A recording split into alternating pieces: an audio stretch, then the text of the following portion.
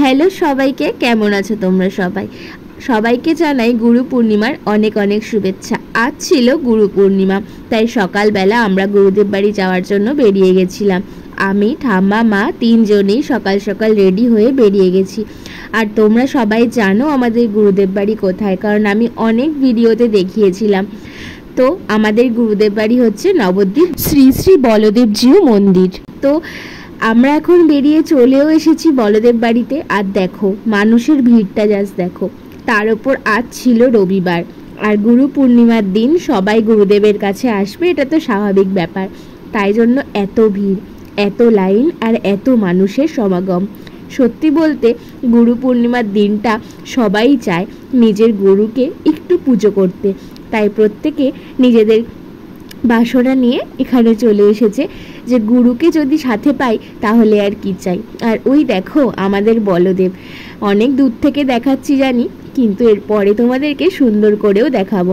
মানুষজনের ভিড় দেখে আমি তো অবাক। তার উপর আজকে পড়েছিল প্রচণ্ড পরিমাণে গরম। কত দূর দূর থেকে ভক্তরা এসেছে জানো, সেই কত দূর দূর থেকে। আমার তো শুনেই ভয় লাগছিল ওরা অত দূর থেকে এসেছে। ভাগ্যিস আমার বাড়ি কাছেই, তাই গুরুদেবের দেখা পেতে পারি আর খুব তাড়াতাড়ি চলে আসতে পারি গুরুদেব বাড়িতে। আর এখানে দেখো উনি হচ্ছেন, ওই যে ফুটেজে দেখা যাচ্ছে ওটা হচ্ছে আমার মায়ের আর বাবার গুরুদেব আর গুরুমা। ওনারা ভেতরে বসে আছেন আর সেখানকার ফুটেজই বাইরে চালানো হয়েছে। আমরাও লাইনে দাঁড়িয়ে আছি। আমি ঠাম্মার গুরুদেব আর গুরুমার লাইনে দাঁড়িয়ে আছি ঠাম্মার সাথে, নয়তো ঠাম্মা তো হারিয়ে যেতে পারে, তাই না? তো অনেকক্ষণ পরে নাট মন্দিরের ওপরে আসতে পারলাম। এত গরম করছিল ওই দিকটায়, এইখানটা তাও বেশ খানিকটা ঠান্ডা আছে। আর ওই যে দেখতে পাচ্ছ যেখানে লেখা শ্রী শ্রী গুরু পূর্ণিমা, ওইখানেই কিন্তু ঠাম্মার গুরুদেব আর গুরুমা রয়েছেন। গুরুদেব এখন আমাদের সাথে নেই, তিনি দেহ রেখেছেন, কিন্তু গুরুমা আছেন। তবে গুরুদেবের একটা মূর্তি রয়েছে, সেটা আমি তোমাদেরকে দেখাবো। জানি না কতটা দেখাতে পারবো কাছে গিয়ে।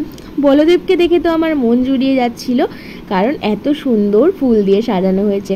তোমাদেরকে ক্লোজ থেকে ভালো মতো দেখাবো। এখন তো জুম করে দেখাচ্ছি, তোমরা মুখটা ঠিকঠাক বুঝতে পারছো না। তো কাছাকাছি চলে এসেছি। দেখো এই যে এটা হচ্ছে আমার ঠাম্মার গুরুদেব, আর এই হচ্ছে তার গুরুমা। তো প্রথমেই ভালো করে গুরু পূজা করে নেব। তো সবাই মিলে আগে গুরু পূজাটা করে নিলাম, তারপরে আমরা এখন চলে যাব বলদেবের কাছে। আর ফাইনালি এসে পৌঁছেও গেলাম বলদেবের দর্শনে। এই দেখো কি মিষ্টি না লাগছে, আর এত সুন্দর ফুলের সাজ দিয়েছিল আজকে বলদেব যে আমার তো দেখেই চোখ প্রাণ সব জুড়িয়ে গেছিল। তোমাদেরকে সুন্দর করে দর্শন করাচ্ছি, তোমরাও দর্শন করো। আমার তো খুব ভালো লাগছিল জানো তো, আজকে যেন মনে হচ্ছিল কি অপূর্ব এক দৃশ্য।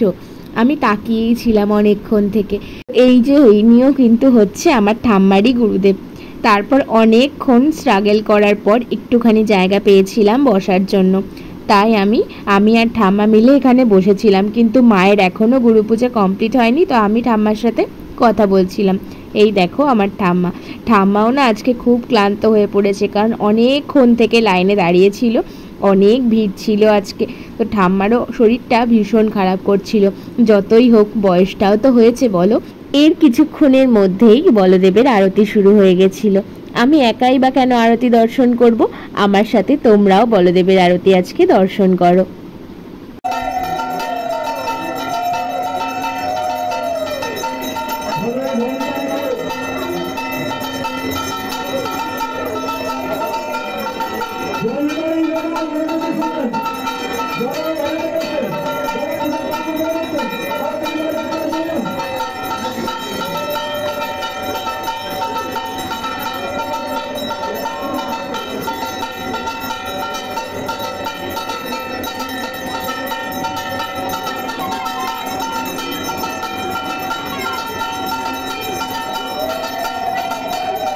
আরতি কমপ্লিট করেই চলে গেছিলাম প্রসাদ পেতে। আর দেখেছো ভিড়টা কিন্তু কত বেশি। আর এই যে প্রথমেই দিয়ে দিয়েছে পাতা, গ্লাস, তার সাথে জল আর একটু লবণ। তারপরেই চলে এলো অন্ন, আর তারপর একটা শাক আর ডাল। একটা পাঁচমেশালি তরকারি হয়েছে, যেটা এতটাই ভালো লেগেছে আমার যে দুবার করে নিয়েছিলাম, দারুণ ছিল। তারপর দিয়েছিল পনির আর তার সাথে আলুর রসা। আর আমার পাতে হট করে দেখবে অনেকগুলো পনির হয়ে গেছে। আসলে মা ঠাম্মা এদের সাথে গেলে ভালোবাসাটা একটু বেশিই পাওয়া যায়, আর আমি পনির খেতে ভালোবাসি সেটা তো তোমরা জানোই। তো তারপরেই দিয়েছিল আমের চাটনি, আর তার সাথে ছিল পরমান্ন শেষ পাতে। জানো তো এই সবজিটা দিতে ওরা ভুলে গেছিলো, সোয়াবিনের সবজি। আমি আর ফার্স্ট টাইম খেলাম। তারপরে দিয়েছিল মাখা সন্দেশ। আমার মনে হয় সব সময় খাবার নষ্ট করা উচিত না, তাই এইভাবেই পাত পরিষ্কার করে সব সময় খাই।